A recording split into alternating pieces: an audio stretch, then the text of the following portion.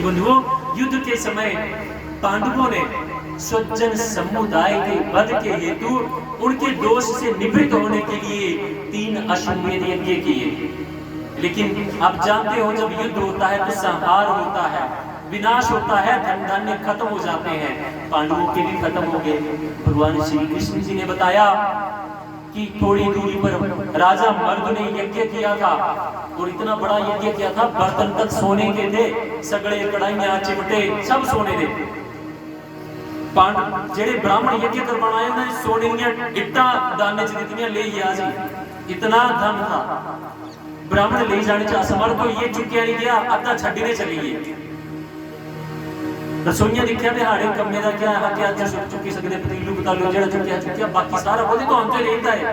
उन्हां दिखिया कुड़ी चुमना बोलदे, कृष्ण जी कहंदे ये पांडवों, जिस संपत्ति जो वीरान संपत्ति पड़ी उस पर राजा का अधिकार होता है, उस संपत्ति से लेके उसको लेकर उसी से अश्वमेध यज्ञ करो। 3 अश्वमेध यज्ञ किए। भगवान जी द्वारिका में चले गए और उसी समय विदुर जी महल में आए।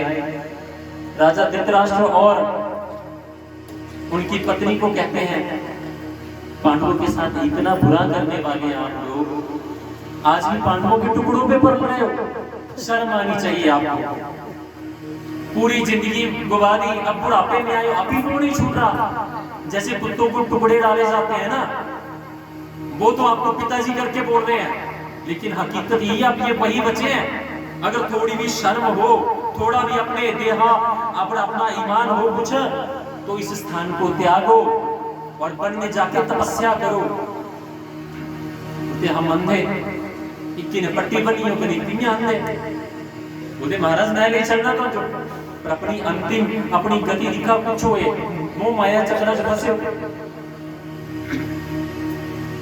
उन्हें लिया कहने वन गमन किया। धृतराष्ट्र और गंधारी वन को चले गए। और जब श्री कृष्ण जी द्वारिका चले गए तो युधिष्ठिर जी हैं, उन्होंने देखा श्री कृष्ण जी द्वारिका गए, बड़े दिन हो गए द्वारा आए नहीं। अर्जुन को बोला, अर्जुन जाओ देख के आओ, उनसे मिल के आओ। अर्जुन जी कहते हैं, जो आ गया भैया, चले गए। अब अर्जुन जी गए और अर्जुन भी वहीं पे रम गए, शायद आए नहीं, बड़े दिन बीत गए। अब वो क्या करते हैं, युधिष्ठिर जी एक बार महल के द्वार के ऊपर खड़े और भीम को बोलते हैं, अरे भीम, अर्जुन को गए हुए बड़े दिन हो गए, मैंने श्री कृष्ण जी की खबर सुनकर लेने के लिए भेजा, लेकिन अभी तक आए नहीं। उसी समय दूर से कोई आता हुआ दिखाई दिया, जिसकी स्थिति भिखारी से बदतर बनी हुई थी, फटे हुए कपड़े, उसने हाथ में धनुष पकड़ा हुआ लेकिन वो टूटा हुआ, सिर पे मुकुट नहीं है, बड़ी दूर से आ रहा था। दूर से दिखाई दिया, युधिष्ठिर ने देखा कोई आ रहा है। अब जब थोड़ा पास आया तो दूर से आवाज लगा के पूछा, अरे कौन हो? वो व्यक्ति कहता है, भैया मैं अर्जुन हूं। अरे अर्जुन, तुम्हारी ये दशा, ये क्या हो गया तुम्हें? तुम फटे हाल, भिखारी से बदतर स्थिति बनी हुई तुम्हारी। अच्छा ये बताओ, ये तो हुआ, वो द्वारिकाधीश कैसा है और तुम्हारी ये हालत किसने की? अर्जुन रोते हुए बोलते हैं, अरे भैया, वो जब द्रौपदी स्वयंवर हुआ था, जो हमारे साथ वहां पे गया था, हाँ गया था, तो कहते उस छलिया ने हमें ठग लिया। ठग लिया? कहते भैया, जब युद्ध के समय भरी सभा में द्रौपदी चीरहरण हुआ और उसने हमारी लाज बचाई थी, उस छलिया ने हमें ठग लिया। अच्छा, वनवास के समय जब दुर्वासा ऋषि, जबकि एक बलटोई दी थी सूर्य भगवान ने कि ये लास्ट जब तक इसमें एक अन्न का तिनका बचा होगा तो इसमें जितना मर्जी निकाल के खा लो, लेकिन जब द्रौपदी खाना खा बैठी तो इसमें से कुछ नहीं निकलेगा। सहयोग से द्रौपदी ने खाना खा लिया और दुर्योधन ने देखा ऐसे बात नहीं बनी, उन्होंने दुर्वासा ऋषि को बोल दिया कि जाइए महाराज द्रौपदी को बोलिए मुझे खाना खिलाइए। उनको पता है द्रौपदी खाना खा चुकी है, बटोई मांझ दी है। अब अगर दुर्वासा जी जाएंगे उनको खाना नहीं मिलेगा, शाप दे देंगे। और दुर्वासा जी के शाप कोई छोटे मोटे नहीं, बड़े भयंकर होते हैं। अब दुर्वासा जी आगे देवी भोजन, द्रौपदी कहते हैं भोजन तैयार रखो, हम स्नान करके आ रहे हैं। द्रौपदी ने तुरंत श्री कृष्ण जी का स्मरण किया। श्री कृष्ण कहते हैं बटोरी में कुछ बचा हुआ, कहती है मैंने तो खा के मांझ लिया, अब तो कुछ नहीं हो सकता। कहते हैं देवी दिखाओ तो सही। उसमें एक शाख का टुकड़ा कोने में चिपका हुआ था, भगवान श्री कृष्ण जी ने निकाला, बोला सभी अतृप्त आत्माएं तृप्त हो, ये कह के खा लिया। अब दुर्वासा ऋषि जी नहा जितने भी उनके साथ एक ऋषि थोड़ी नहीं आया, हजारों लाखों ऋषि साथ में, और सबके लिए भोजन की व्यवस्था होनी थी। दुर्योधन ने तो अपना काम कर दिया, लेकिन श्री कृष्ण जी ने अपना काम कर दिया। अब दुर्वासा जी देख रहे हैं जो साथ में खड़े हैं जितने भी ऋषि, वो सब डकार मार रहे हैं। ये क्या हो गया? खाना खा रहे हैं।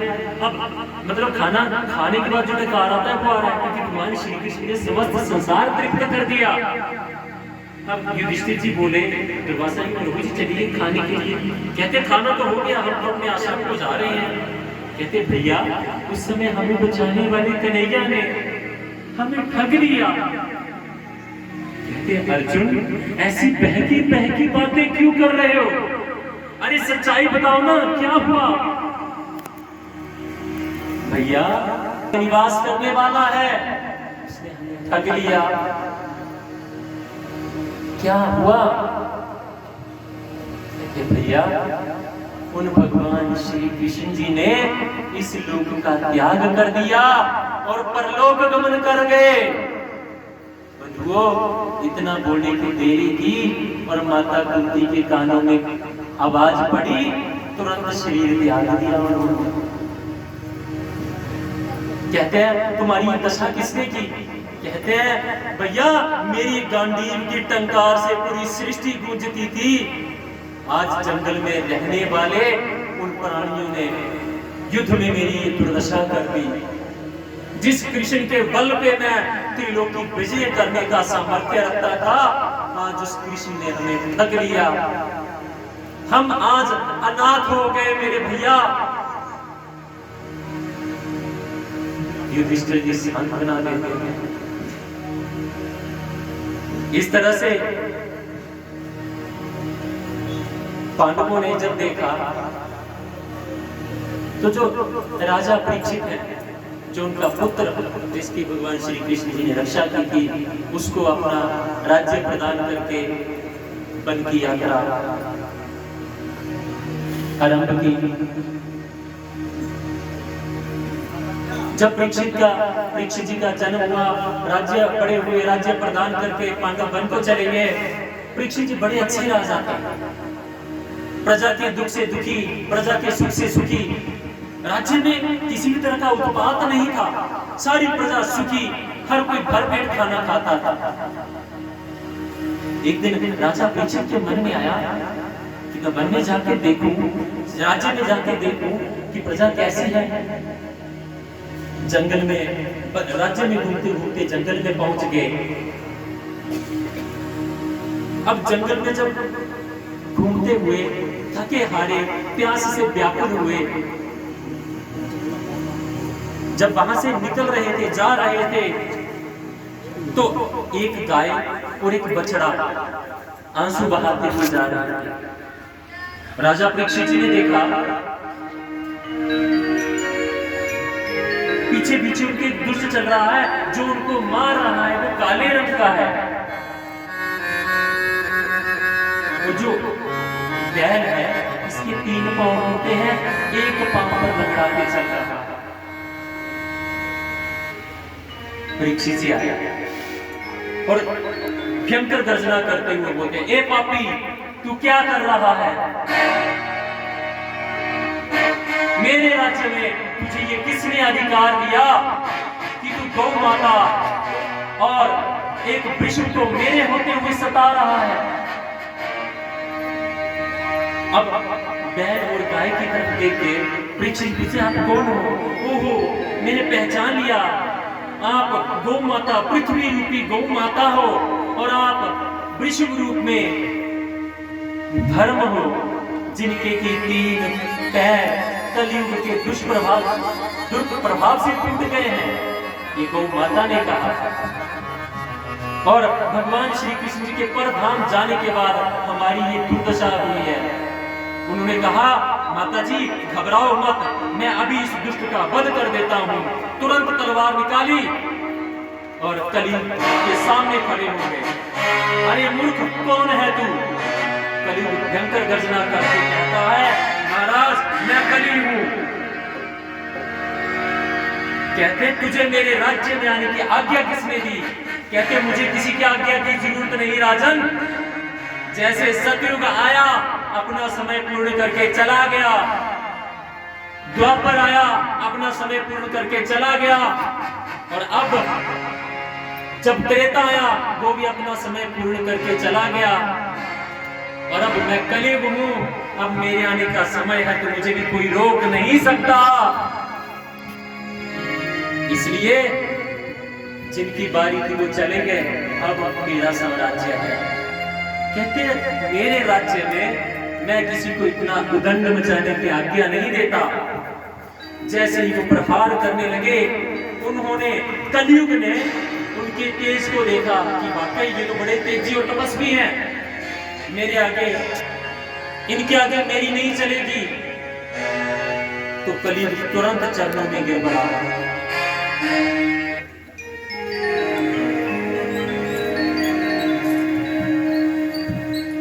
मुक्त उतार कर त्राहिमाम करने लगा। कहते हैं, शास्त्र कहता है शरणागत की रक्षा करना। जब कोई शरणागत हो जाता शत्रु, तो उस पर प्रहार नहीं किया जाता। तो कलयुग शरण में पड़ गया। परीक्षित जी कहते हैं, ठीक है तू आ गया, लेकिन मेरे राज्य में लेके आना चाहिए। कहते हैं, महाराज जहां देखो आपका राज्य है, मैं कहां जाऊं?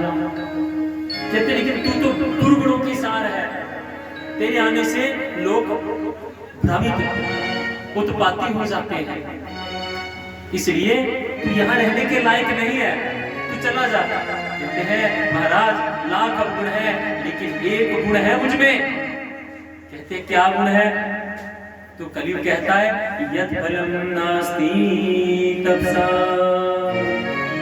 न योगेन समाधिना तत्फलं लभ्यते सम्यक् कलो कीर्तनात् केवलम्। कहते हैं, जो फल योग समाधियों को लगा कर नहीं मिलता, जो बच्चा पैदा होने के बाद तपस्या करने चला जाता, बूढ़ा होने के बाद भी फल नहीं मिलता, वो कलयुग में केवल कीर्तन करने से मिल जाता है। ये मेरी विशेषता है। परीक्षित, अरे तू तो बड़े काम का है, आज तक किसके पास इतना समय है कि तपस्या करे, लेकिन तू तो बड़े काम का है। महाराज काम कहूं तो मुझे रहने के लिए स्थान चाहिए। 4 स्थान जो है वो राजा परीक्षित ने कलयुग को प्रदान किए। कौन कौन से स्थान? द्यूतम पानम स्त्रिय सुना यत्रा धर्म चतुष्विदे जुआ मदिरापानम लंपट पुरुष जीवन हिंसा। 4 स्थान जो है कलयुग को प्रदान। द्यूतम, जहां पर मदिरापान हो, स्त्रिय सुनो, जहां पर स्त्रियों से व्यभिचार किया जाए, जहां पर जुआ इत्यादि के, और जहां पर जीवों की हिंसा की जाए। ये 4 स्थान दे दिए। कलयुग 4 स्थान लेकर बड़ा प्रसन्न हुआ और तुरंत चला गया। बंधुओं, कलयुग बड़ा तेज गति से चलने वाला। उसने जैसे ही प्रिय निकले, तुरंत सारी राज्य में उसने देख लिया कि कहीं ये स्थान है ही नहीं। उनके राज्य में ना कोई जुआ खेलता है, ना कोई मदिरापान करता है, ना जीवों की हिंसा होती है, ना व्यभिचार किया जाता। कली को परेशान 4 स्थान लिए भी तो क्या जो दुनिया में है ही नहीं कहीं। और तो जो कोई जमीन गई थी कुनी बोलिया मैं तो जो दान करनी है जो थोड़े नाए करनी है कागज देता तो हड़े पता लग गया कागज लेने के बोलिया तू कोई जगह ही नहीं है इसी नाए दी कली में दिख रहा है तू जगह नहीं है कोई नहीं दोबारा फिर ही गया महाराज थोड़े राज्य का कोई भी गल नहीं है। बोलते अच्छा बोलते महाराज मुझे कोई स्थान दिया जितू में रह सके। राजा परीक्षित ने बोलिया कौन दिया स्थान चाहिए। बोले अन्न भंडारण दे दिया। अन्न भंडारण देता ना खाने च कुछ उल्टी सीधी मिलावट करी थी तो वैसे भी नाश हो जाना। उन्होंने क्या किया सुवर्ण सोने चंद्र पंजवा स्थान कली को प्रदान किया। बोलो श्री राधे। 5वां स्थान स्वर्ण में दे दिया। अब कलयुग ने देखा कि आया तो हुई राजा ने मुकुट भी सोने का पहना है उस मुकुट में प्रवेश। अब थका हारा राजा ऋषि शमीक जी के आश्रम में पहुंचा। शमीक ऋषि जी समाधि में लीन थे। 2 बार आवाज लगाई कोई पानी पिला दो प्यास लगी है। कोई उत्तर नहीं। पहले बाहर से आवाज लगाई जब अंदर आए तो देखा ऋषि समाधि में लीन। अब राजा परीक्षित जी तो बड़े विनम्र स्वभाव के लेकिन उनके सिर के ऊपर बैठा करीब बोला उनके मन को भ्रमित कर रहा है। देख कितना पाखंडी है पाखंड कर रहा है ढोंग कर रहा है। ये कोई तपस्या नहीं कर रहा है। ये इसलिए कर रहा है कि राजा को सम्मान ना देना पड़े उनकी रिस्पेक्ट ना करनी पड़े इसलिए ये सजा का पात्र है। गुरु बंकी बिहारी लाल की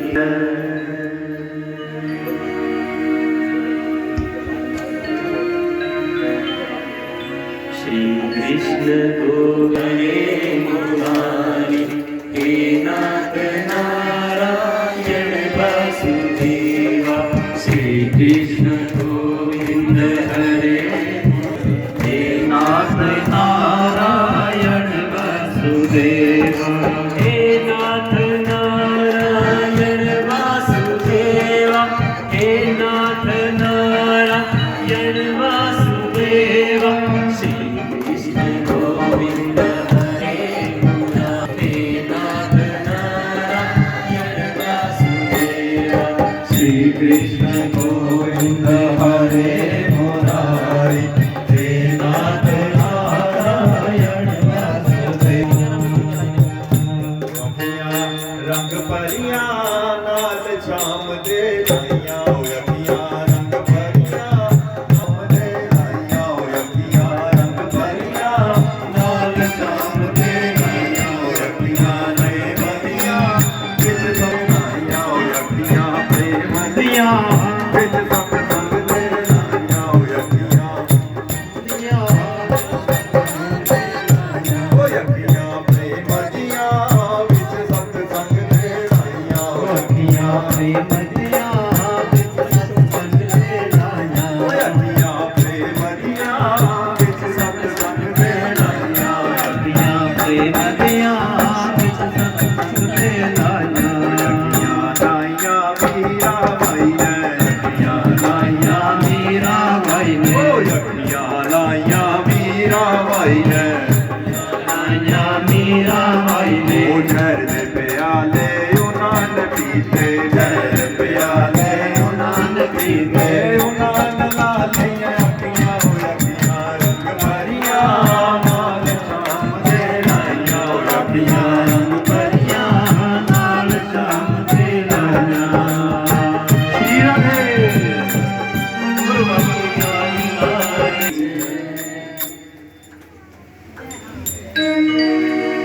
कलयुग पुरुषाता है कि ये ढोंग कर रहा है लेकिन राजा परीक्षित के संस्कार बड़े अच्छे थे उनका मन ना माने लेकिन कली तो प्रबल है। उन्होंने देखा साथ ही क्यारी बनियों उसमें एक मरा हुआ सर्प पड़ा था। वो सर्प उठाया बाण से और शमीक ऋषि जी के गले में डाल दिया और वहां से चल दिए। वहां से जाते जाते किसी शिष्य ने उनके देखा और वो तुरंत कुटिया में घुसा। उसने देखा गले में सांप पड़ा हुआ है तुरंत गए और उनके जो पुत्र थे शमीक ऋषि जी के, उनको बताया कि किसी राजा ने तुम्हारे पिता के गले में सांप डाल दिया है।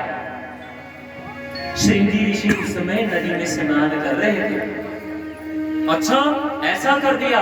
और छोटी सी आयु के वो 3, 4, 5, 6 साल के, 7, 8 साल के तेजस्वी, उन्होंने तुरंत जल लिया।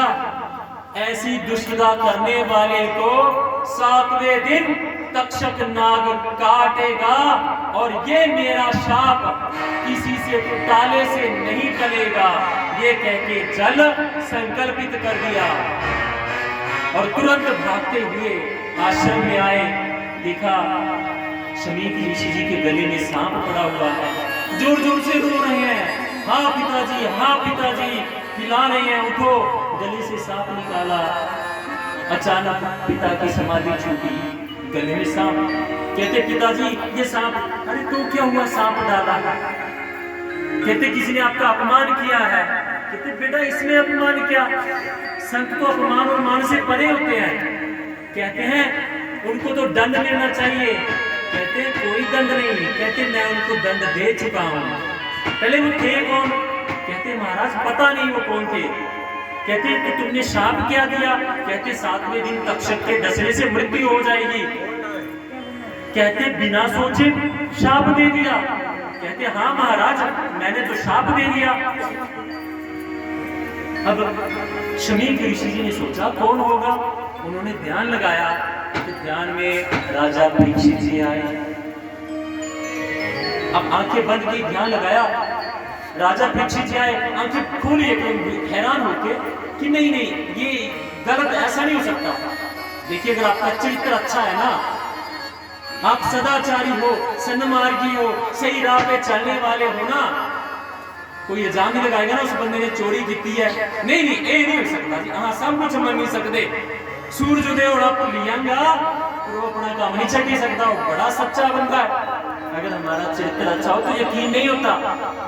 अच्छा, शमीक ऋषि जी ने दोबारा आंखें बंद की, फिर ध्यान लगाया, फिर राजा परीक्षित दिखे। अरे ये क्या हुआ?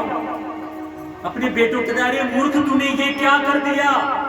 तुम जानते हो कि वो कौन थे? उन ऋषियों के, उन परम जो राजा हैं, ये संतों के, ऋषियों के हितैषी हैं। इन्हीं की वजह से आज इस संसार में धर्म का प्रचार है, हम सुख की सांस ले रहे हैं। अगर ये राजा इस धरती से चला गया तो चारों तरफ उत्पात मच जाएगा। तुरंत शिष्य को भेजा। शिष्य जी जाकर परीक्षित के महल में पहुंचे और जब परीक्षित जी अपने महल में गए, उनके जैसे ही मुख नीचे उतारा, अपने मन में आया हाय आज मैंने क्या कर दिया? मैं ब्राह्मण, गौ और संतों का दास सेवक और मैंने इतना बड़ा अनिष्ट कर दिया। अरे निश्चय ही मैं पाप का अधिकारी हूं, मुझे दंड मिलना चाहिए। अभी वो ये विचार कर रहे थे, अपनी पत्नी से कहते हैं कि दीदी मैंने बड़ा अनिष्ट किया है और मैं तो राजा हूं, मुझे खुद को दंड देना है। वो समझाती हैं और तुरंत ऋषि जी के शिष्य वहां पहुंचे। द्वारपाल, रात का समय हो गया था। द्वारपाल कहते हैं महाराज का आराम करने का समय है, आप चाहिए कल मिलना। शिष्य कहता है राजा से कह दो अब आराम करने का समय नहीं है, अपना कल्याण करना चाहते हो तो कर लो और मेरा मिलना जरूरी है। उनसे मिले, राजा को सारी बात बताई। राजा ने देखा इतनी बड़ी बात हो गई और उनके मन में देखिए कोई उद्वेग नहीं। उन्होंने कहा हाँ मैंने ये पाप किया है। अरे 7 दिन तो बड़े दे दिए, मेरा पाप तो इतना भयंकर था कि अभी मुझे मृत्युदंड मिलना चाहिए था। तुरंत रात के समय ही राजसी वस्त्रों को त्याग किया, अपने पुत्र जन्मेजय का राज तिलक किया और तुरंत यम तीर्थों पे पहुंच गए, गंगा के किनारे। तीर्थों पे पहुंच कर और जब ऋषियों को औरों को पता चला वो तुरंत पहुंच के आए क्योंकि बड़े अच्छे राजा थे। तुरंत तीर्थों पे भीड़ लग गई ऋषियों की, सब इकट्ठे हो गए।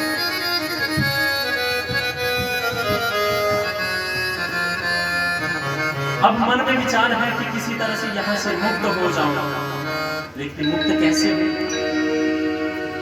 तो उनकी मुक्ति के लिए उसी समय जब संत ऋषि सारे आ रहे थे, उसी समय शुकदेव जी का आगमन हुआ। बोलो श्री शुकदेव महाराज।